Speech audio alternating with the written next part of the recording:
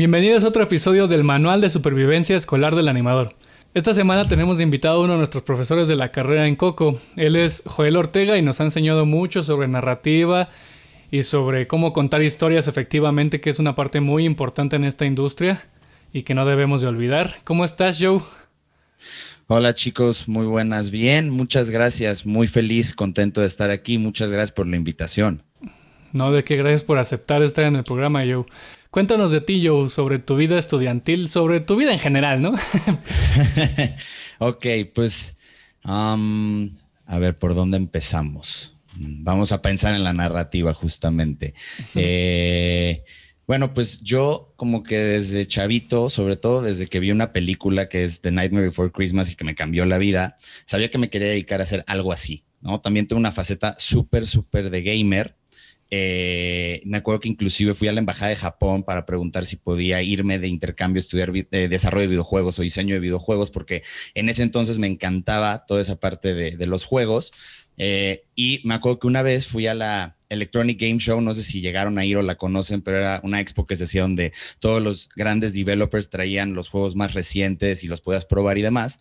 Y yo, como era súper ñoño y gamer, pues iba cada año. Y me acuerdo que una vez, estando ahí, vi un stand de universidades y me llamó mucho la atención que hubiera universidades en este tipo de eventos. Entonces me acerqué y uno de esos stands era del TEC, de hecho, y estaban promocionando justamente esta carrera de animación y arte digital. Y en el momento en el que la vi, yo dije, esto es lo que quiero, literalmente, esto es lo que quiero hacer. Entonces, bueno, ya terminé la prepa, etcétera, y entré a estudiar la carrera en el TEC. Yo fui, recordando un poco lo que decía Melissa en el Una disculpa, Diana, nuestro profesor se le fue la onda, solo un pequeño disclaimer, es Diana, no Melissa, no sé qué estaba pensando yo, bueno, bye. capítulo. Yo fui de las primeras generaciones con ese plan de estudios que ya va de salida prácticamente. Fui creo que la segunda o tercera generación. De hecho, me acuerdo que muchos de mis compañeros de semestres arriba se estaban cambiando de plan justamente porque decían que este nuevo plan estaba mucho mejor que el que tenían. Y bueno, pues ya se podrán imaginar cómo cambiaron las cosas. Ya lo dijo Diana. en el otro capítulo. Entonces, bueno, no voy a indagar mucho ahí. Lo que sí es que en quinto semestre se me brinda la oportunidad de irme de intercambio a una escuela en España, que justamente era Coco School Alicante. Y cuando llegué a la escuela, pues justo me topé con Fran, con varios de ahora mis colegas, pero en ese entonces fueron mis profesores. Y cuando llegamos el grupo de mexicanos, que veníamos todos del TEC prácticamente, nos tuvieron que abrir un grupo especial porque traíamos bastantes carencias técnicas. Yo me acuerdo, por ejemplo, una clase con Fran justo nos dijo, a ver, modelen este avioncito. ¿Quién sabe modelar? Y pues todos los que estábamos ahí de México levantamos la mano, obviamente, muy gallos. Y nos dijo, ok, va, hagan este avioncito. Y ya hicimos el avión y cuando acabó, Fran lo revisó y nos hizo pomada a todos, básicamente. O sea, y nos dijo, ustedes no saben modelar, saben usar malla. Y ese fue como que el primer gran shock, ¿no? De decir, oh shit, ¿qué está pasando? Y estando esos 6 meses que estuve en Coco, aprendí muchísimo, la verdad. Y me di cuenta que la universidad, el TEC, no me estaba dando las herramientas técnicas, sobre todo técnicas, que se necesitaban para la industria, ¿no? Y ahí fue como que se me abrieron los ojos y me entró como esta crisis de media carrera, que por la que creo que todo mundo pasa literalmente como, estoy en lo correcto, no sé si sí hice una buena decisión, y te entra como esta ansiedad, angustia, todo. Te digo, creo que todos pasamos por eso y justo yo estaba en ese debate, ¿no? Dije, híjole, me cambiaré de carrera, ¿qué hago, no? Porque no, o sea, sí estaba muy contento, la verdad, estaba aprendiendo muchas cosas nuevas para mí, pero sí me faltaba como ese empuje técnico, justamente. Era una de las carencias que había en ese entonces en el TEC. Desconozco cómo esté ahorita, la verdad. Pero bueno, el punto es que decidí quedarme porque tuve como una epifanía y me di cuenta que lo que tenían mucho en común, los juegos que me habían motivado a estudiar esto, las películas que me inspiraban, etcétera, me di cuenta que lo que me gustaban eran las historias. Era contar historias realmente. Y también tuve como esta epifanía de entender, que creo que también a muchos nos llega cuando estamos estudiando esto dentro de la industria, que la animación en sí no es un género, es otra técnica. Entonces en ese momento yo dije, bueno, si no tengo la técnica necesaria ahorita para animación, puedo encontrar otra herramienta para contar mis historias, ¿no? Y fue cuando decidí hacer como un pequeño leap o saltito a live action. Entonces, me acuerdo que justo en el TEC tuve la fortuna de coincidir con un profesor que es un gran amigo también, Pablo Martínez, que fue mi profesor de narrativa, de audiovisual, de guión, de varias materias, justo como de toda esta área. Y a mí me inspiró mucho, justamente. O sea, es una figura muy importante para mí porque dije, sí puedo hacer películas, puedo contar mis historias, literalmente, y no hay nada que me lo impida, ¿no? Es cuestión de aprender herramientas, literalmente. Entonces me acerqué con él y le dije, por favor, invítame a tus rodajes, invítame a lo que hagas, ¿no? Si quieres te cargo el café, no me importa, quiero estar ahí, quiero aprender. Y me tomó la palabra y me metió a varios de sus proyectos. Estoy súper agradecido con él porque aprendí muchísimo cuando estuve colaborando. Estuve en documentales, en un proyecto con reos en el penal de Santa Marta, cosas muy, muy buenas, la verdad, grandes experiencias. Y al mismo tiempo, en ese momento de mi vida, entré a trabajar a una agencia de publicidad. La verdad es que conocí gente muy cool, increíble, a la que le aprendí también mucho, pero odio la publicidad con todo mi ser. A la fecha sigo haciéndolo, ¿no? Porque pues obviamente hay que pagar renta, hay que pagar las facturas, etcétera. Pero bueno, no soy fan de la publicidad, ¿no? Me defiendo, puedo hacer cosas, pero no me encanta. En la agencia la pasé bien, digo, obviamente el cliente siempre es un pain in the ass, entonces hay que tratar con eso y te curte y aprendes, ¿no? Básicamente. Entonces estuve trabajando en estos proyectos cinematográficos y me puse a estudiar por mi cuenta prácticamente. O sea, me puse a leer libros, a ver películas, documentales, de todo, y a estar en la mayor cantidad de proyectos que podía y hacer mis propios proyectos también. Y pues justamente así fui creciendo artísticamente dentro del audiovisual, literalmente. Ya hasta años después fue que pude especializarme y propiamente estudiar una maestría en esto, ¿no? Pero bueno, fui aprendiendo sobre la marcha con muchos proyectos. Y años después me escribe Juan Carlos García, el director de Coco, con quien cuando me fui a intercambio hice muy buena amistad. Me dijo, te invito a comer, voy a ir a México a promocionar los veranos en el TEC, etcétera. Ah, sí, vamos a comer. Y en la comida me dice, oye, estoy pensando traer Coco a México. Y yo me quedé impactado y le dije, bueno, gracias, llegaste unos cuantos años tarde, básicamente, que mucha gente lo ha dicho, la verdad. Y le dije, bueno, estoy encantado, me parece un proyecto fabuloso, en lo que te pueda apoyar, por favor, dime. Y después de muchas pláticas y de estar viéndonos cuando estaba aquí en México, pues le conté obviamente que estuve en la agencia de publicidad y que estaba a cargo de diseño y de la parte creativa, o sea, en el sentido de las propuestas. A mí me pasaban los artes, maestros que ya se habían acordado con los clientes y yo me encargaba de generar el contenido literalmente de las redes y aprendí mucho también de gestión de redes sociales, justo porque trabajaba con los copies, con los creativos y pues uno de mis mejores amigos trabajaba conmigo, entonces aprendí bastante y me ofreció entrar como pues, coordinador o no sé, no tenía un nombre específico, pero de marketing. Y yo fui el que inició prácticamente las redes sociales de Coco. Y bueno, ya ahí fue como llegué a Coco realmente. Y cuando se abrió la primera generación, la de Dani, justamente me ofrecieron si quería dar clases y acepté. Y de hecho, ese semestre di varias materias y di materias teóricas. O sea, di semiótica y di historia del arte, si mal no recuerdo, y un pedacito de fundamentos del diseño también. Uh-huh. Y ya, conforme fueron pasando los años, fueron entrando más profesores, más alumnos, pues ya me quedé yo más a cargo de la parte audiovisual, ¿no? De las materias de narrativa, semiótica, etcétera. Y también, pues, cuando estaba estudiando esta maestría en cine, conocí a 4 amigos con los que fundé una pequeña productora, Comadreja Audiovisual. Y pues hacemos de todo tipo de proyectos cinematográficos y también los invité a dar clases en la escuela porque son grandes profesionales también de este campo. Entonces prácticamente somos los que estamos en ese departamento audiovisual de Coco y así es como llegué a la escuela. Y actualmente, pues bueno, ahorita por el COVID obviamente las filmaciones están un poco detenidas, pero en los últimos años he tenido la oportunidad de participar en varios proyectos, principalmente cortometrajes de ficción. Por ahí tengo un largometraje documental en el que fui director de fotografía de cerveza artesanal en México y varios cortometrajes de documentales, ¿no? También hubo hace un par de añitos me gané una beca para ir a China a filmar un documental justamente yo lo hice de gastronomía, lo puedo hacer de muchas cosas. Entonces, en ese sentido he tenido la oportunidad de estar en muchos proyectos audiovisuales, que es lo que disfruto y amo, de dirigir, sobre todo de fotografiar y de escribir. Esas son como mis tres fuertes, digámoslo, y es lo que más disfruto de todo esto. Y dentro del campo de la animación, lo que más me gusta es layout, pero últimamente he estado agarrándole mucho gusto a iluminación, porque pues es lo que hago en el set, literalmente poner las luces.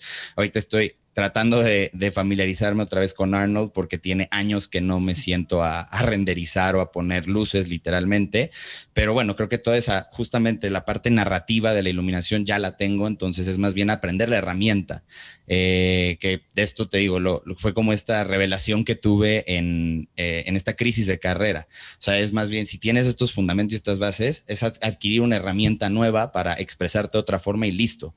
¿No? Entonces, así es como podemos ir creciendo literalmente como artistas. Qué buena historia. Gracias. Bueno, cuando llegué a la escuela, una de mis primeras clases igual, no me acuerdo si tuve el primer día con Joe, pero igual sí. Creo que sí, ¿no? Porque era... Creo que sí. ¿cuál era? Apreciación literaria.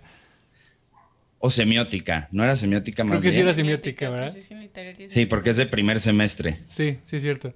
Bueno, yo llegué con Joe a la clase de semiótica en mi primer semestre igual, o sea, Joe me abrió como los ojos a un mundo que no tenía idea de que existía y por eso siento que es como súper importante escuchar todo lo que va a tener que decir en estas preguntas. Yo ya no puedo ver películas sin saber cuál es el final. Sí. Lo lamento. Joe nos arruinó las películas literal, o sea, antes las disfrutábamos como que éramos ignorantes de lo que iba a pasar o de lo que era bueno y malo, simplemente las veíamos por cómo... ahora sí que las publicitaban y todo eso, o por lo que nosotros esperábamos. Ahorita, no sé, es muy difícil que encontremos una película que en serio nos guste, o una serie o algo así, porque sabemos todo. Sí, justamente eso es algo que me han reclamado. No son los primeros, o sea, digo, yo sé que no es a lo mejor un reclamo, solo es como información, pero justo muchos alumnos me lo han dicho. O sea, sí me dicen, es que te odio porque ya no veo igual las películas. Y pues sí, la neta es que sí, siempre les digo, les voy a arruinar un poco la experiencia fílmica, les voy a spoilear las películas sin que se den cuenta. ¿Por qué? Porque justamente en este tipo de materias y lo que se pretende, sobre todo cuando hablamos de narrativa, es que entiendan algo muy importante. Todos los que nos dedicamos a esto, los cineastas, dígase live action, animación, todos los que nos dedicamos a este medio artístico, somos manipuladores por excelencia. Eso me lo dijo un gran amigo que fue también mi profesor uno de mis profesores de fotografía, y tiene toda la razón. Somos manipuladores por excelencia, porque todo el tiempo le estamos diciendo a la audiencia qué sentir y cómo sentirse, literalmente. Entonces, es a través de estas cuestiones narrativas precisamente que le vamos diciendo a la audiencia o sea, un mensaje, ¿no? Que puede ser ríete, puede ser llora, puede ser asústate, puede ser, o sea, estamos compartiendo emociones realmente. Y justamente, o sea, parte de la carrera, obviamente, y parte de estar en esta industria implica un conocimiento técnico. Por supuesto que sí, tenemos que tener las bases técnicas, las habilidades técnicas para expresarnos, ya sea a través del modelado, de la animación, inclusive de departamentos que parece que no tienen tanta injerencia en la historia directamente como podría decirse rigging, ¿no? A lo mejor un rigger dice, bueno, ¿yo qué implicación tengo en la historia? Pues es que tú defines hasta cierto punto hasta dónde llega el personaje en cuanto a sus movimientos. Y eso es parte de la historia del personaje y dentro de la historia en la que se encuentra inmerso, ¿no? Y eso al final de cuentas comunica. Son cosas que el espectador común, vamos a decirlo así, no aprecia, pero siente. Entonces, o sea, ¿por qué empieza la película de Coco, baja la cámara y ves a mamá Coco que existe, solo existe, no hace nada, no habla, no se mueve, o sea, se mueve muy sutil, existe y todo México llorando, todo México berreando nada más de ver a mamá Coco ahí sentada y la canción de fondo? O sea, son manipuladores, nos están diciendo, hola, quiero que llores, ¿no? Igual con Up, por ejemplo, ponen 1 minuto y en 1 minuto se te hace el corazón pedazos, literal. Entonces, justamente tenemos la técnica para expresarnos, pero hay que ver cómo le hacemos, ¿no? ¿Qué se ha hecho antes? ¿Qué funciona? ¿Qué no funciona? ¿De qué manera comunicamos lo más efectivo? Literalmente. O sea, es cómo le mando a la audiencia el mensaje que quiero mandar para que precisamente no haya malos entendidos, ¿no? Y que no salgan, o sea, no digo que salgan confundidos del cine porque hay películas que están hechas para eso y que lo que buscan es confundirte, literalmente, pero que tengan claridad de lo que les estás diciendo, básicamente, ¿no? Que se cuente la historia, que conectes con los personajes. Buscamos esa universalidad, en las historias, ¿no? No te limitas a un nicho solamente, no te limitas a yo voy a hacer esta película para este grupo de personas o para este sector, etcétera, ¿no? En ese sentido, o sea, esto lo dijo uno de los coordinadores justo de la escuela y me parece fantástico. Tú no estudias medicina para curarte, estudias medicina para curar a los demás. De esta manera, nosotros que estamos en esta industria, sí creamos en parte para nosotros, por lo que nos mueve, por lo que nos apasiona, pero buscamos conectar con la gente. Buscamos mostrar nuestro trabajo y eso es muy importante y es algo que en esta industria es fundamental. Tenemos que mostrar nuestro trabajo. ¿Por qué? Porque buscamos esa conexión con el público, con la audiencia. Yo siempre les digo, con que si haces un corto, una película, tomas una foto, un concept, con que una persona conecte y diga, wow, ya lo hiciste bien. Ya se estableció un vínculo que no es explícito literalmente, no es como que se ve, pero se siente, ¿no? Como ves, te enfrentas a esta película, te enfrentas a la ilustración, a lo que sea, y algo te mueve, algo te dice literalmente, y dices, wow, me llama la atención, mira qué padre está, mira los colores, y te empiezas a fijar en detallitos, ¿no? Pero finalmente conectas, y eso es lo que nosotros buscamos con nuestro trabajo, conectar con la gente, ¿no? Que yo creo que eso es algo muy importante que no se nos debe olvidar. Y por eso mismo yo soy muy partidario de animación independiente y de cine independiente, ¿no? Porque tenemos mucho que decir y a veces no hay espacios suficientes o la gente no se anima a hacerlo, ¿no? Por miedo, porque no se sienten preparados, etcétera, pero todos tenemos algo que decir. Eso es algo que hay que tener muy claro. Todos tenemos algo que decir y tenemos que encontrar justo cómo decirlo. Y ahí es donde entran todos estos conocimientos sobre narrativa, ¿no? Cómo la pose del personaje me está comunicando algo, por ejemplo, ¿no? ¿Qué línea de acción va a tener? Dependiendo de su estado de ánimo, de cómo se encuentra en este universo que creamos, cómo el entorno me comunica cosas, ¿no? Los colores que porta este personaje, que a final de cuentas es parecido con la vida real. Tú identificas a las personas por sus gustos, los colores que usa, el estilo de música que escucha, etcétera. Son asociaciones que hacemos y esas asociaciones las pasamos a la pantalla realmente o a nuestro medio de expresión, ¿no? Digo pantalla en general para abordar a todos los que somos partícipes de la industria, porque nuevamente todos tienen un papel fundamental en comunicar. Y justamente, o sea, el trabajo en una producción es buscar comunicar concretamente eso, ¿no? Y el que guía esto es pues, el director, es esa visión del director de cómo vamos a comunicar esto específicamente, ¿no?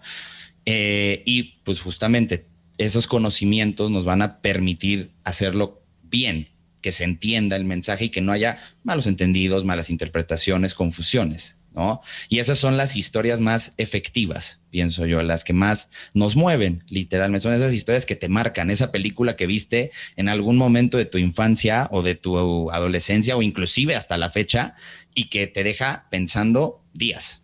O sea, y no te la puedes sacar de la cabeza. O una serie también, digo, no nos limitemos a las películas. Las series igual. De hecho, las series, justo como son más largas, dejan desarrollar más a los personajes, entonces te encariñas con ellos. O sea, de verdad se genera un vínculo tan fuerte, tan fuerte, que cuando matan a tu personaje, o sea, no.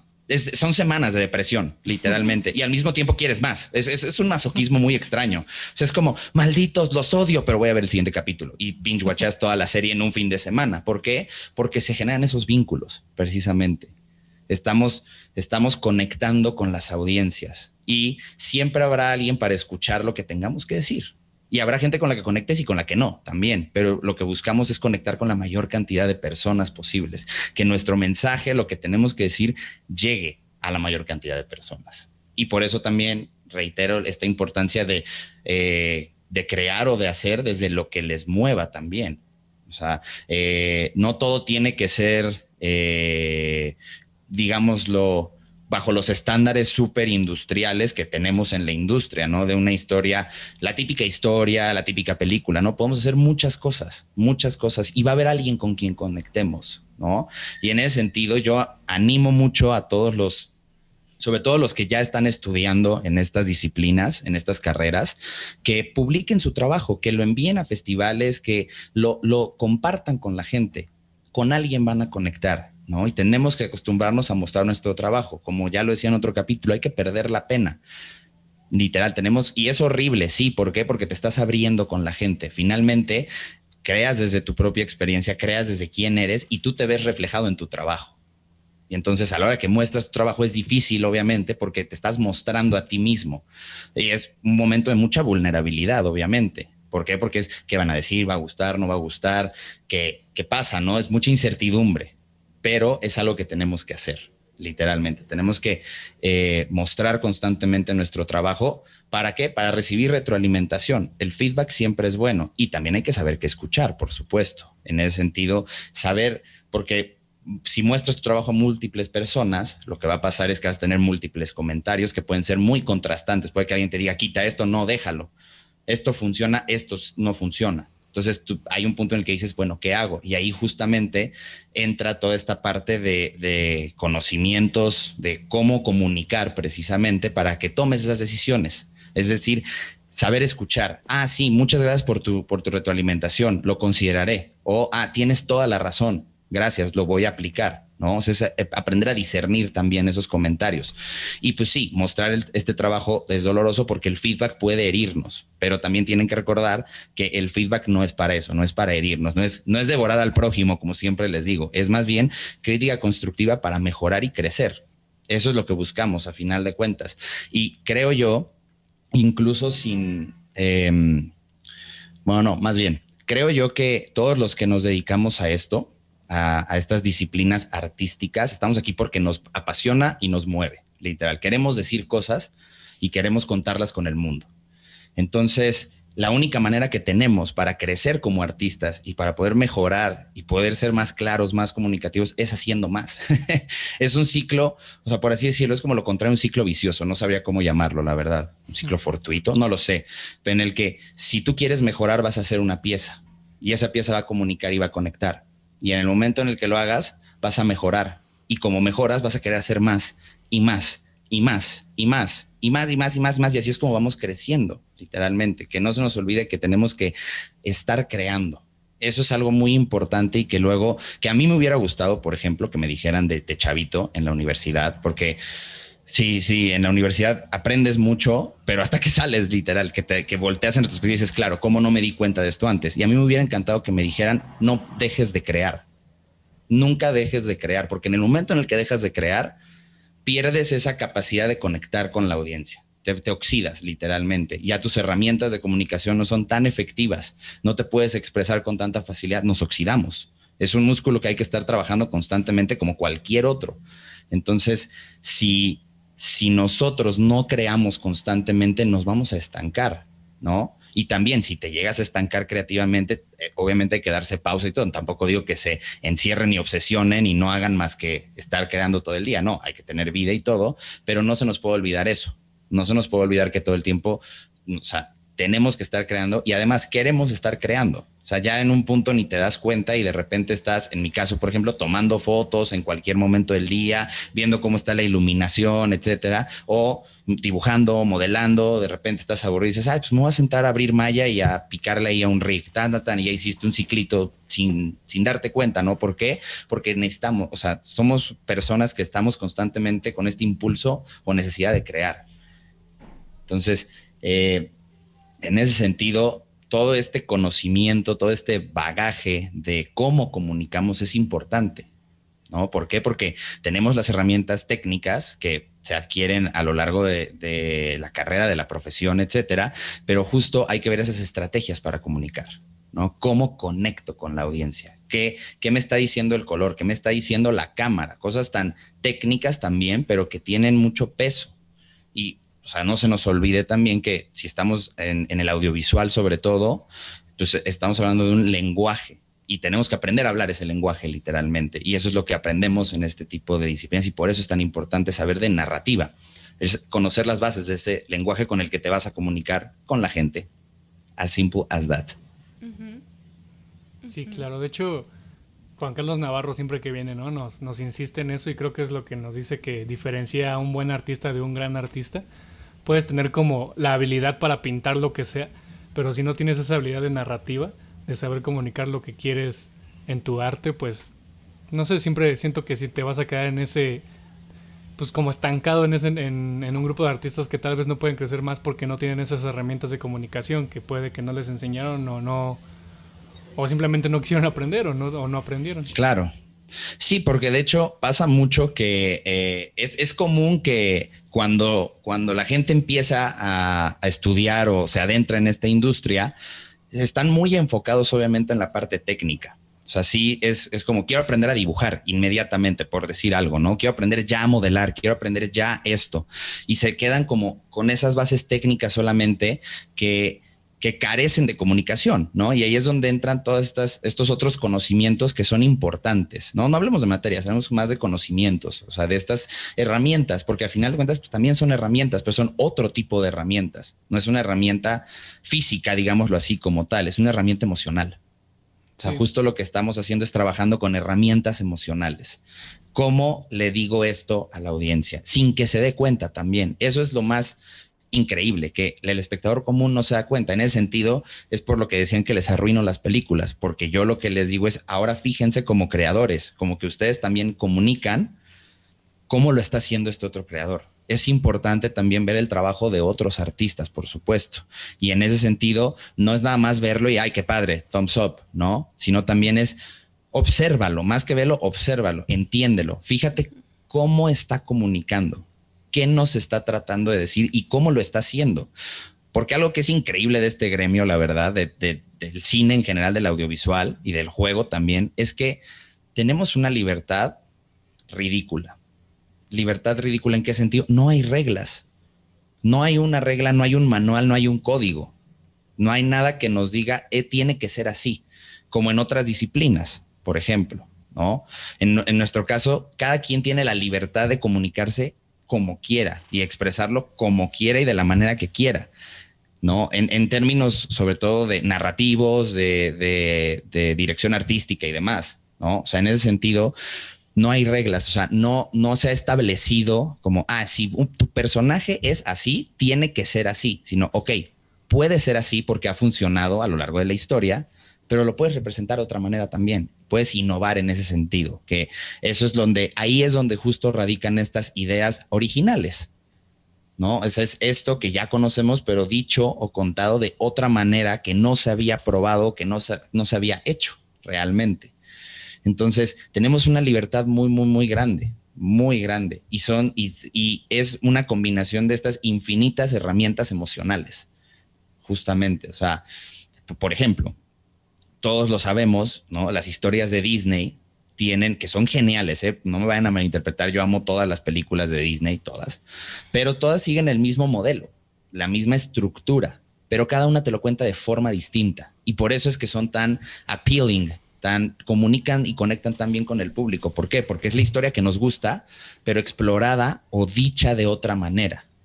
Literalmente. Y esas son herramientas de este lenguaje que vamos adquiriendo. Es el lenguaje del audiovisual, literalmente el lenguaje del cine o del juego también, donde la interacción también forma parte y es bastante importante, ¿no? Porque ahí el usuario ya también toma sus decisiones y es cómo juega esta parte de decidir de la mecánica con la historia. Y eso también, o sea, los juegos también los hemos visto contarse y recontarse de mil maneras. Las mecánicas se han repetido a la infinidad de la historia, pero cada juego es diferente y cada juego conecta de una manera distinta y te hacen sentir cosas distintas, ¿no? Incluso volviendo al ejemplo de las películas de Disney. O sea, no sientes lo mismo al ver Frozen que al ver Big Hero 6, a pesar de que tienen la misma estructura, literalmente, que es la del cuento de hadas, ¿no? Inclusive Shrek. Shrek es como el ejemplo perfecto porque es un cuento. Se están burlando de los cuentos de hadas, pero no es un cuento, pero es un cuento de hadas en sí mismo, ¿no? Y a pesar de que son estas mismas estructuras, te lo comunican de forma diferente y te provocan emociones muy diferentes, muy, muy, muy diferentes. Eso es lo importante y ahí es donde tenemos que, o sea, para lo que necesitamos más bien estos conocimientos, para ver cómo comunico de la forma más eficiente.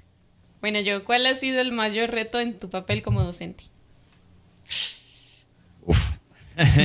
A ver, híjole.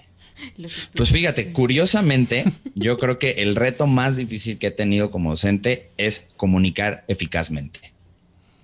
En el sentido de que quede claro todo esto, ¿no? Que son a veces conceptos súper abstractos, son cosas que cuesta a lo mejor entender porque tienen que ver también con emoción, la verdad. O sea, y es cómo lo sientes, ¿no? ¿Cómo provocamos esas emociones? Herramientas emocionales a final de cuentas. Entonces, comunicar eso también para que quede claro y que les sirva y les sea de utilidad, eso es complejo, ¿no? Hay que buscar justo estrategias o maneras de hacerlo que quede claro. Muchos ejemplos. O sea, te vuelves, yo creo que a la hora de ser profesor te vuelves curador de material también. O sea, tienes que saber seleccionar material para decir, miren, esto es bueno, esto vale la pena, etcétera, etcétera. Entonces, eso, comunicar o sea, un reto creo que todos los docentes tenemos es cómo comunico yo eficazmente esto, ¿no? Dicho de otra manera, ¿cómo digiero yo todo esto para que sea más simple y fácil para ellos? ¿No? Y en ese sentido, pensar, y a mí lo que me ha ayudado como a resolver este obstáculo, por así decirlo, este reto que se me ha presentado, es pensar en las clases que a mí me hubiera gustado tener, ¿no? Que ya yo con esta experiencia que he adquirido en la industria, haciendo las producciones, o sea, participando en las producciones en las que he estado, etcétera, es todo este conocimiento que adquirí, que me hubiera gustado que me lo enseñaran antes, ¿no? ¿Cómo lo comunico eficazmente? ¿Cómo hago que sí le sirva, ¿no? Y que no quede nada más en una clase o en algo más teórico y ya está. Entonces, que vean las aplicaciones justamente y que vean que tiene sentido lo que estamos diciendo y que no nada más es teorías locas o el fandom debrayando literalmente de una película o de una serie. No, que sí hay fundamentos, ¿no? Hay bases que están ahí que justamente nos están diciendo, se está comunicando de esta manera, ¿no? Y que ustedes lo puedan, o sea, ustedes, todos los alumnos, puedan entender con claridad todo eso y que lo puedan aplicar. Porque muchas veces estas materias, estas disciplinas más teóricas, más de pensamiento, se quedan en eso, en teoría y en pensamiento. No se llevan a la práctica. Y para mí eso es muy importante. O sea, yo sí busco que todo este conocimiento lo puedan poner en práctica. Por eso hacemos proyectos de todo tipo, ¿no? Literalmente. ¿Para qué? Para que a la hora de crear se den cuenta de esto. Y cuando tenemos revisiones de trabajo, me interesa más esa parte a mí personalmente como profesor, porque es mi campo, ¿no? Que lo técnico, en el sentido de que lo técnico está al servicio de lo que quieres decir. Y entonces más bien es cómo estamos diciendo esto. Y yo me fijo mucho en eso cuando corrijo los trabajos o los portafolios de los alumnos, ¿no? O sea, a lo mejor yo no tengo las habilidades técnicas para decir la malla topológica está bien o está mal, ¿no? ¿Por qué? Porque aquí pudiste haber reducido así, no sé. Pero yo sí te puedo decir, este prop que estás modelando me está comunicando esto, esto y esto. ¿Era lo que tú querías? Sí, no, ok. ¿Por qué sí? ¿Por qué no? ¿Cómo le hacemos para que comunique eso que quieres que comunique? ¿No? Inclusive, no, vuelvo a lo mismo, o sea, pensamos que nada más es ya todo el conjunto de cosas, pero cada uno de los departamentos aporta algo de comunicación. Entonces, el chiste también es eso, que todos puedan ver cómo se aplica esto, ¿no? Independiente del campo, o más del campo, independiente del área o el departamento en el que estés, ¿no? Que layout comunica, lighting comunica, shading comunica, ¿no? Que todas estas bases aplican para todas estas disciplinas. Eso es algo que luego le cuesta a los alumnos entender en general, ¿no? Cómo se relaciona esto con lo que hago. Y por eso para mí es muy importante que hagamos ese tipo de prácticas o de ejercicios que les ayuden a ponerlo en práctica, ¿no? Que normalmente pasa hasta que estás ya en el mundo laboral, ¿no? Que sales y empiezas a darte cuenta, claro, esto es así, y lo aprendes sobre la marcha. Entonces, justo tratando de evitar eso, por lo que tuvimos que pasar muchos de los que estamos dedicándonos a esto. ¿Por qué? Porque antes no existían este tipo de carreras, escuelas, etcétera, no estaban tan especializadas. Pues justamente para evitar eso, yo tengo como esta, digámoslo así, responsabilidad como profesor de que no pase y de que precisamente adquieran todo esto sólido y que lo puedan aplicar cada uno en su área de expertise. A mí, de hecho, me sorprende porque justo comentaba que la semana pasada estuve dando muchas asesorías a múltiples proyectos, ¿no? Donde pues yo no soy un técnico de modelado o sea, en el sentido que no soy modelador, no soy animador, no tengo una especialidad técnica ahí, tengo más hacia la fotografía, pero me piden justamente revisiones para ver cómo están comunicando, ¿no? Porque eso es muy importante y a través de cada una de estas disciplinas, cómo mandamos ese mensaje, ¿no? Por decir algo, ¿no? En el campo del modelado, ¿cómo es que el volumen en sí mismo del personaje nos está diciendo cómo es el personaje? Si es un personaje construido con muchas esferas, ¿no? Que tiene forma esférica, pues es pachoncito, etcétera. ¿Cómo eso está comunicando, ¿no? Cómo el shading, los materiales, te cuentan la historia del modelo, te dicen dónde ha estado, te dicen dónde está actualmente, quién lo usa, ¿no? Y sin ver a quién lo usa, solo con esos detalles, ¿no? Cómo iluminas una escena y puedes transmitir emoción sin que haya un personaje, nada más poniendo luces. ¿Por qué? Porque así funciona el ser humano, somos seres emocionales y justo lo que nosotros tenemos son esas herramientas emocionales para decir, oye, te quiero decir esto, por favor siéntete así, llora, y todos se ponen a llorar en la sala de cine o en la serie, literalmente. Entonces, ese reto es el que más creo que se me ha presentado, de cómo yo comunicar esto eficazmente para que les sea súper claro y que precisamente lo puedan aplicar en sus creaciones artísticas. Perfecto, yo. No, y lo has logrado, ¿eh? Déjame decir. Muchas gracias. me alegra mucho escuchar eso, la verdad. ¿Yo has aprendido algo como docente que no puedes aprender como profesional o que no aprendiste como profesional? Qué buena pregunta. Sí. Algo que creo que sí te da también la experiencia de ser profesor, de estar en una clase, que muchas veces en la industria no, por varias razones, es un poco de escucha y empatía. Formar parte de una escuela y más siendo docente implica que eres como un lead en un estudio, ¿no? Y esto es algo que creo que se desarrolla sobre todo justo como leads, ¿no? Supervisores, puestos que tienen gente a su cargo, precisamente porque o sea, yo como profesor tengo a mis estudiantes a mi cargo, ¿no? En ese sentido, es como si lo vemos en esta manera laboral y me preocupo por ellos, ¿no? Y esa empatía que tienes que desarrollar, bueno, más bien que se desarrolla a lo largo de la docencia, a veces en la industria no se desarrolla tanto. De hecho, creo que algo que sí me llama la atención es que creo que nos falta empatía a veces, ¿no? A veces hay muchas cosas de por medio en la industria, ¿no? Hay que entregar a tiempo, porque ya están los contratos, el marketing, no sé qué, tal, y descuidamos este lado empático, este lado humano, justamente, ¿no? Se nos olvida que también somos personas, se nos olvida que también nos pasan cosas, ¿no? Yo aplaudo mucho a los estudios, porque sí los hay, obviamente, que son muy empáticos con su personal, que son muy empáticos con todos los que laboran ahí, ¿no? ¿Por qué? Porque son seres humanos, a final de cuentas, ¿no? Se nos olvida a veces y creemos que somos robots que maquilamos artistas y ya, ¿no? Y no, somos personas. O sea, a veces también es un poco de entender y de tener comprensión, por así decirlo. O sea, que los alumnos igual, o sea, y obviamente cuando estás en la universidad también te estás descubriendo, luego no todas las situaciones, la vida en general nunca es fácil para nadie y es normal, a todos nos pasa y hay días buenos, hay días malos y tienes que desarrollar esa empatía que te permita conectar precisamente con tus alumnos, con los que tienes a tu cargo, ¿no? Para tomar decisiones correctas. O sea, obviamente es mucho también de saber escuchar, es saber escuchar al otro. Creo que eso también es algo que como docente tenemos que aprender, escuchar a los alumnos, literalmente. Yo siempre se los he dicho, ustedes nos enseñan mucho más de lo que nosotros les podemos enseñar a ustedes, en todos los sentidos, ¿no? Y yo creo que a todos los maestros nos hace, cada vez que pasa un nuevo grupo, una nueva generación, lo que sea, un nuevo alumno enfrente de nosotros, nos cambia de cierta manera y nos hace ser mejores o nos empuja a ser mejores. Y parte de eso también es, pues justo, aprender a escucharlos, porque tienen muchas cosas que decir. Y creo que el desarrollar un vínculo de empatía es muy importante en la industria, porque vuelvo a lo mismo, y perdón que sea tan reiterativo, pero finalmente queremos generar empatía.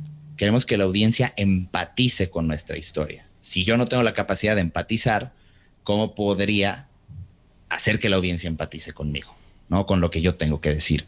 Y eso creo que es algo que se aprende mucho, justo como les digo, en puestos de lead o de supervisor, porque tienes gente a tu cargo. A veces los egos en esta industria, ¿no? El quiero ser el mejor, que está bien querer ser el mejor, pero cuidar nuestro ego hace que perdamos esta empatía muchas veces. Y creo que como docente es algo fundamental. No puedes perder la empatía en ningún momento, ¿no? Tienes que saber escuchar a tus alumnos y entenderlos, ¿no? Puede que estén pasando, o sea, que estén pasando por un mal momento y también es cómo te ayudo, ¿no? Obviamente desde mi trinchera, tampoco es como que me voy a poner a dar terapia porque no estoy capacitado para eso, ¿no? Hay gente que estudió 4 años y medio de su vida para poder hacerlo. Por favor, acudan a ellos, pero te voy a escuchar. Yo estoy aquí para escucharlos. ¿Por qué? Porque me preocupo por mi equipo. Finalmente, yo y creo que muchos de Coco no nos vemos como profesores. O sea, yo no, o sea, sí, todo el mundo, profe, pues sí, pero no me siento tanto como un profesor, me siento más bien como un lead o un guía para ustedes, ¿no? ¿Y por qué? Porque ustedes son potenciales compañeros de trabajo, literalmente, y me preocupo por mis compañeros de trabajo.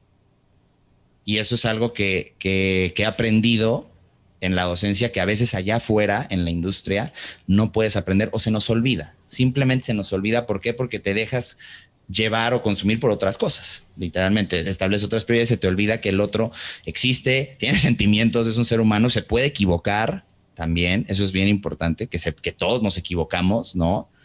Porque a veces pensando en esta industria y todo te dicen, no, pues es que los errores son inadmisibles y no sé qué, y hay que evitar tener errores, obviamente, pero si te equivocas, no hay bronca, ¿no? No es una cirugía a corazón abierto, si te equivocas, pues bueno, estamos en graves problemas, ¿no? Aquí te equivocaste, no pasa nada. O sea, lo corregimos y ya está, ¿no? Pero se nos olvida ese lado humano de la industria, ¿no? Que también creo que es bien importante y por eso les digo, aplaudo mucho a todos esos estudios y empresas que se preocupan por su personal, que han sido capaces de desarrollar esta empatía, literalmente, porque también hay muchos otros estudios, casas productoras de todo tipo y empresas, lo que sea, que no, que se les olvide este lado humano de sus empleados y que son eso, empleados, más que compañeros de trabajo, colegas que estamos buscando este fin común, ¿no?